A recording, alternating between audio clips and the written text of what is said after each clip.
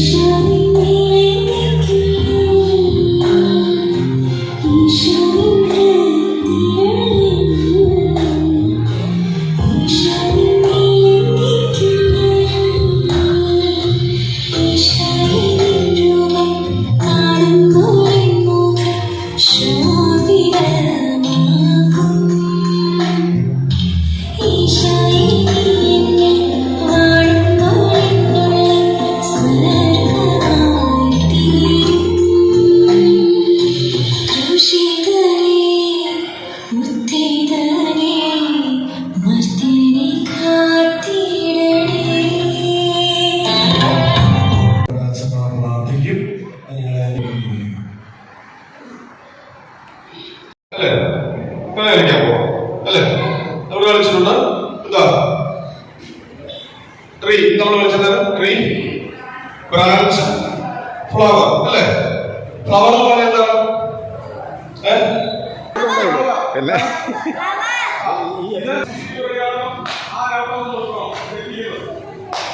Flower, branch, branch, branch, flower, tree, branch, flower, tree, flower. പ്രയാസങ്ങളും പ്രതികൂലങ്ങളും ഒക്കെ നേരിടേണ്ടതായിട്ട് വന്നു. എന്നാൽ അവിടെയൊക്കെ താൻ തിരഞ്ഞെടുത്തതായ പാത എന്ന് പറയുന്നത് ഉപവാസം അനുസരിച്ച് ജീവിക്കുവാൻ വിശുദ്ധനായ ആന്റണി തന്നെ തന്റെ ജീവിതത്തിൽ തീരുമാനമെടുത്തതാണ്. മറ്റാരുടെയും പ്രേരണയല്ല. ദൈവവചനം നമ്മൾ പള്ളിയിൽ പോകുമ്പോഴും മെസ്സേജ് കേൾക്കുമ്പോഴൊക്കെ നമ്മളോട് സംസാരിക്കും. പക്ഷെ വിശുദ്ധനായ ആന്റണിയെ പോലെ അതൊക്കെ അതങ്ങ് പള്ളി പോയി പറഞ്ഞ പ്രകാരം തന്നോട് സംസാരിച്ചോ അതേ ആത്മാവിൽ ഏറ്റെടുത്ത് തൻ്റെതായ ജീവിതത്തിൽ രൂപാന്തരം ഉണ്ടായി. ഉപവാസത്തിലും പ്രാർത്ഥനയിലും കൂടെ ഭൂമിയിൽ ഏകനായി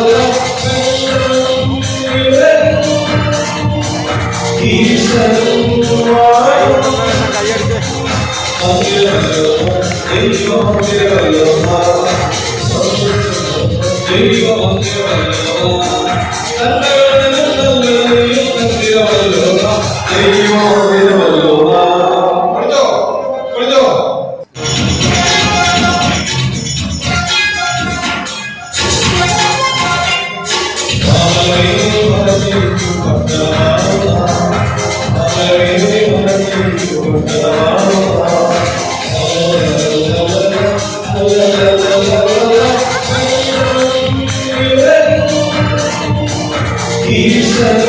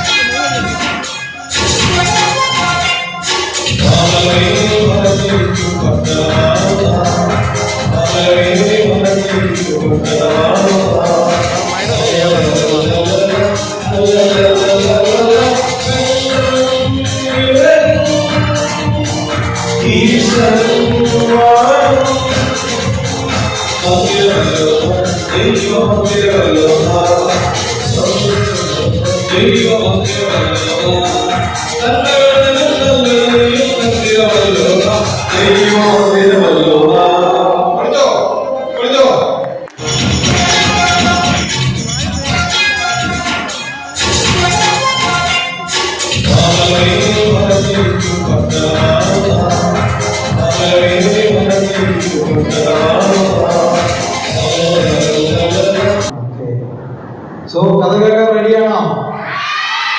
ഇന്നത്തെ നമ്മുടെ കഥ ആരുടെ കഥയാ? സെയിന്റ് മോസസ്, വിശുദ്ധനായ മോശ എന്ന വ്യക്തിയുടെ കഥയാണ് saint Moses. Saint Moses the black എന്ന് നിങ്ങൾ ബോർഡിൽ കണ്ടു കാണും അല്ലേ? എന്തുകൊണ്ടാണ് അങ്ങനെ പേര് വന്നത്? കറുത്ത വർഗ്ഗക്കാരനായതുകൊണ്ട് അല്ലേ? ഓക്കെ. മോസസ് ദ ബ്ലാക്ക് അല്ലെങ്കിൽ സെയിന്റ് മോസസ് 4-ാം നൂറ്റാണ്ടിൽ ജീവിച്ചിരുന്ന, ഈജിപ്തിൽ ജീവിച്ചിരുന്ന ഒരു വിശുദ്ധനാണ്. വിശുദ്ധൻ എന്ന് പറയുമ്പോൾ അദ്ദേഹം വിശുദ്ധനല്ലായിരുന്നു, പക്ഷേ വിശുദ്ധനായി മാറി. അദ്ദേഹത്തിൻ്റെ ചെറുപ്പകാലത്ത് അദ്ദേഹത്തിൻ്റെ ജോലി എന്താണെന്ന് അറിയാമോ?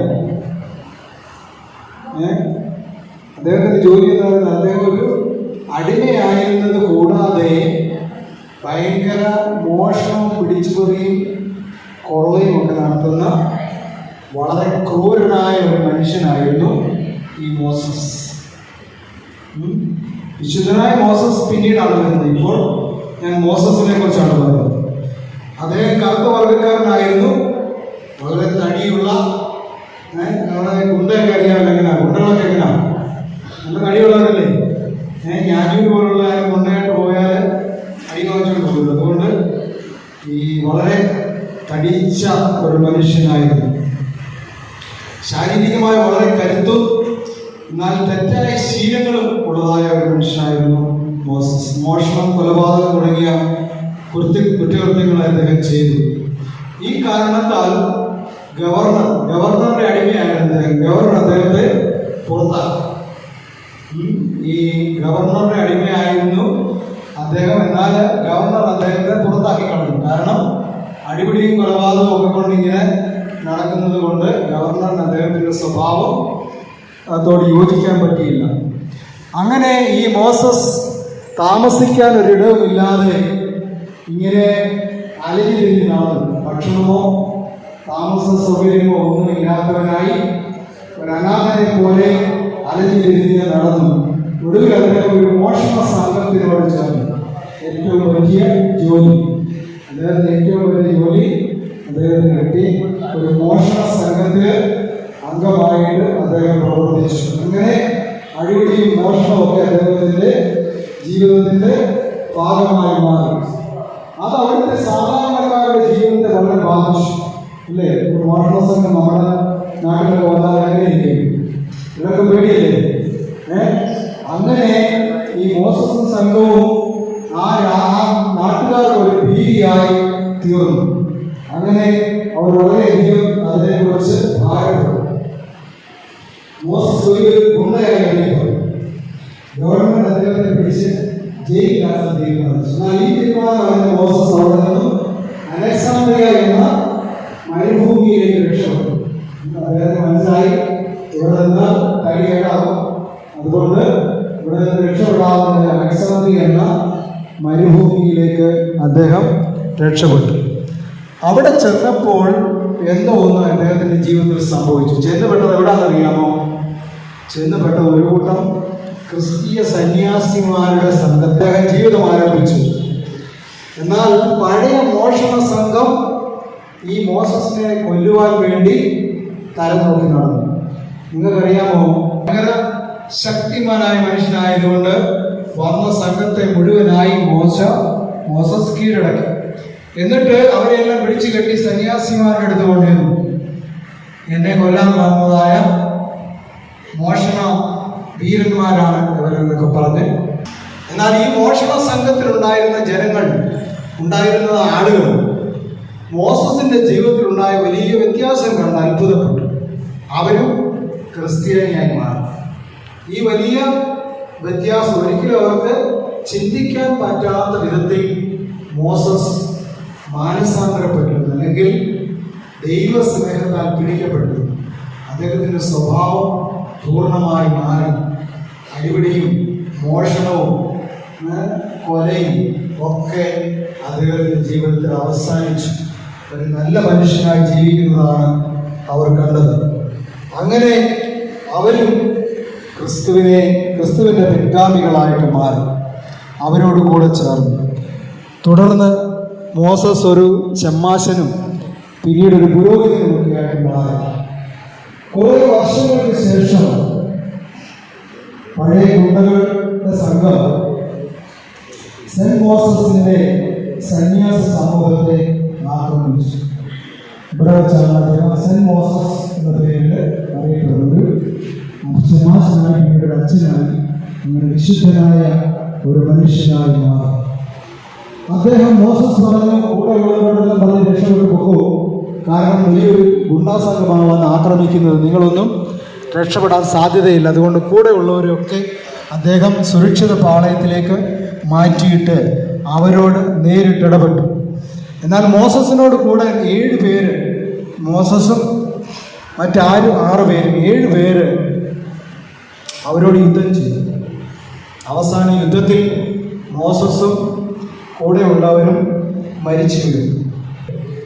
അദ്ദേഹം കണ്ട ഒരു കാഴ്ച എന്താണെന്ന് ചോദിച്ചാൽ, ഇവരുടെ മരണസമയത്ത് 7 കിരീടങ്ങൾ സ്വർഗത്തിൽ നിന്നും ഇറങ്ങി ഇവരുടെ മേൽ വരുന്നത് അദ്ദേഹത്തിന് മനസ്സിലായി, ഇവർ വിശുദ്ധന്മാരായ ജനങ്ങളാണ്. അതുകൊണ്ടാണ് സ്വർഗത്തിൽ നിന്ന് മരണസമയത്ത് 7 കിരീടം ഇറങ്ങി ഇവരുടെ മേൽ വന്നത്. അങ്ങനെ അവരുടെ ആ 7 പേരുടെയും തലയിൽ, ഈ മരിച്ചു കിടക്കുന്ന 7 പേരുടെയും തലയിൽ കിരീടങ്ങൾ ഇരിക്കുന്നതായിട്ട് കാണുവാൻ കഴിയാം. അദ്ദേഹത്തെ തേടി വന്നപ്പോൾ സന്യാസിമാരോട് കൂടെ ചേർന്ന് ദൈവത്തെ ആരാധിക്കാൻ തുടങ്ങിയപ്പോൾ അദ്ദേഹത്തിന്റെ സ്വഭാവത്തിലെല്ലാം മാറ്റമുണ്ടായി.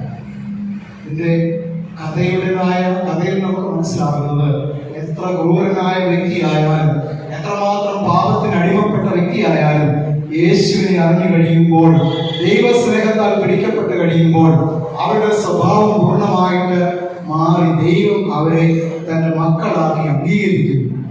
അതുകൊണ്ടാണല്ലോ മരണസമയത്ത് 7 കിരീടം സ്വർഗത്തിൽ നിന്ന് ഇറങ്ങി അവരുടെ മേൽ വന്നത്. അവർ ദൈവമക്കളല്ലായിരുന്നെങ്കിൽ അതൊരിക്കലും സംഭവിക്കത്തില്ലായിരുന്നു.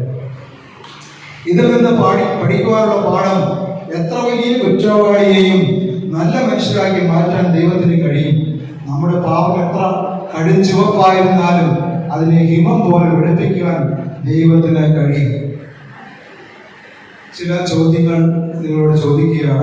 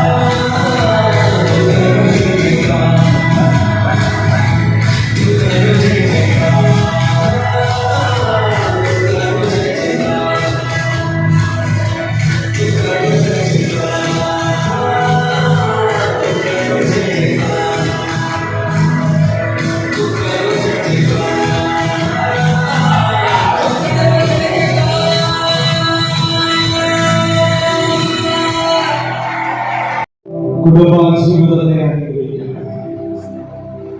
അവർ സഹോദരങ്ങളെ അനുഗ്രഹിക്കണം. സഹോദരങ്ങളെ സ്നേഹിക്കുക, അവരെ കരുതുക, അവർക്ക് നന്മകൾ പങ്കുവെക്കുക. നിന്റെ കുഞ്ഞുങ്ങളെ ഒരുക്കമേ എന്ന് പ്രാർത്ഥിക്കുന്നു. ദൈവമേ, അവരുടെ സമർപ്പണത്തെ സ്വീകരിക്കണമേ. നല്ല ദൈവവൈദ്യനായി വളർന്നുവാൻ സമൂഹത്തിന്റെ തിന്മകൾക്കെതിരെ പോരാടി നിന്നുകൊണ്ട് ക്രിസ്തുവിന്റെ നാമം ഉയർത്തുവാൻ നിന്റെ കുഞ്ഞുങ്ങളെ സഹായിക്കണമേ. അവരെ ദൈവസന്നിധിയിൽ ഞങ്ങൾ സമർപ്പിച്ചു പ്രാർത്ഥിക്കുന്നു. ശമൂവേൽ ബാലനെ പോലെ ദേവാലയത്തിൽ ഭവനത്തിൽ ദൈവശബ്ദം ധരിച്ചു കേൾക്കുവാൻ ജ്ഞാനത്തിലും വളർച്ചയും വളർത്താവേ. നിന്റെ മക്കൾ വളരുവാൻ സഹായിക്കണമേ പ്രാർത്ഥിക്കാം. ദൈവശിക്ഷണത്തിൽ ദൈവിക കൃപയിൽ വളരുവാൻ സഹായിക്കണം കർത്താവേ. നീ അവരെ അനുഗ്രഹിക്കണമേ, നീ അവരെ ബലപ്പെടുത്തണമേ എന്ന് പ്രാർത്ഥിക്കാം. അധ്യാപകരെ എല്ലാവരെയും ഓർത്ത് പ്രാർത്ഥിക്കാം. തങ്ങളുടെ ജോലി തിരക്കുകളൊക്കെ മാറ്റിവെച്ച് കുഞ്ഞുങ്ങൾക്ക് വേണ്ടി വേർതിരിപ്പാൻ അവർക്ക് ജ്ഞാനം പകർന്നു കൊടുക്കുക. നിന്റെ മക്കളെ വിളിച്ചു വേർതിരിച്ചല്ലോ, നന്ദി കർത്താവേ. നിന്റെ മക്കളെ ഓരോരുത്തരെയും കുടുംബമായി അനുഗ്രഹിക്കണമേ എന്ന് പ്രാർത്ഥിക്കാം. ഈ ദേവാലയത്തിൽ കർത്താവെ 2 ദിവസം വിവിധങ്ങളായ തലത്തിൽ സഹായങ്ങൾ ചെയ്ത നിന്റെ മക്കളെല്ലാവരെയും ധാരാളമായി അനുഗ്രഹിക്കണമെന്ന് പ്രാർത്ഥിക്കാം.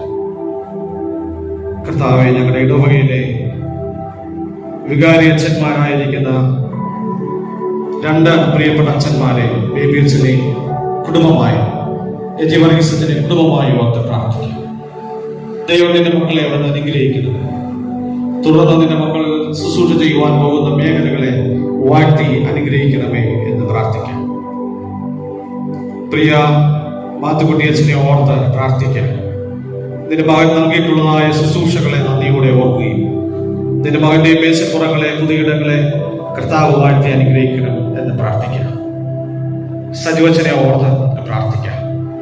കോന്നിയുടെ പ്രദേശത്ത് നിന്നുകൊണ്ട് വിദ്യാഭ്യാസ മേഖലകളിൽ, ആതുര മേഖലകളിൽ, ഇടവകയുടെ പ്രവർത്തനങ്ങളിൽ നിന്റെ മകൻ പ്രാപ്തനായിരിക്കുമ്പോൾ ദൈവം നിന്റെ മകനെ സഹായിക്കണമെന്ന് പ്രാർത്ഥിക്കുന്നു.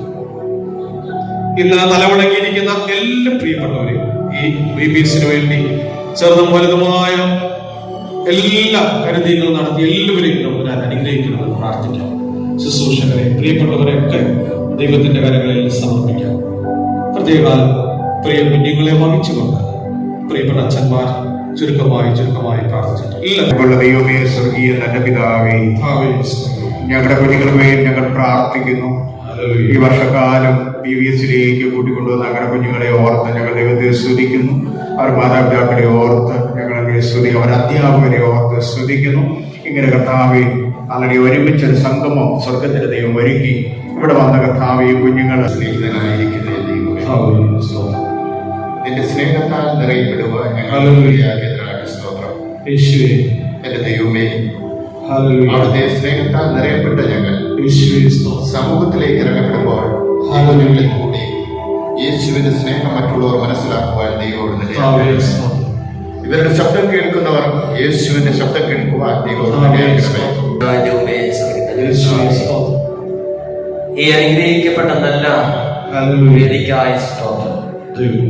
കടന്നു വന്ന അനുഗ്രഹിക്കപ്പെട്ട ഈ കുഞ്ഞുങ്ങൾക്കായി പ്രാർത്ഥിക്കുന്നു.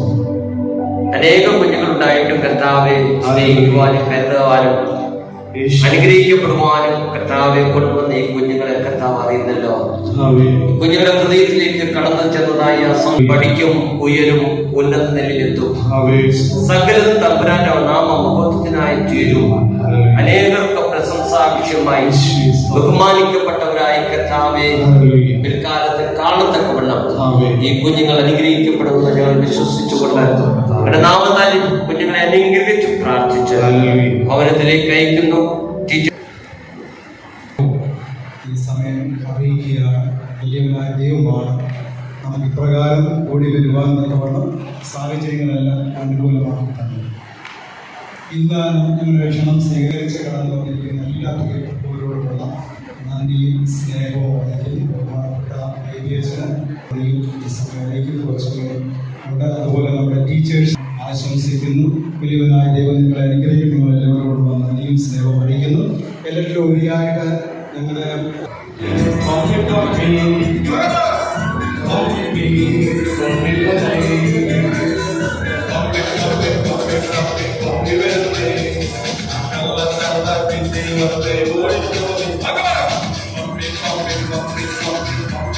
പൊട്ടിച്ചിരിച്ച പിള്ളേരൊക്കെ നോക്കട്ടെ.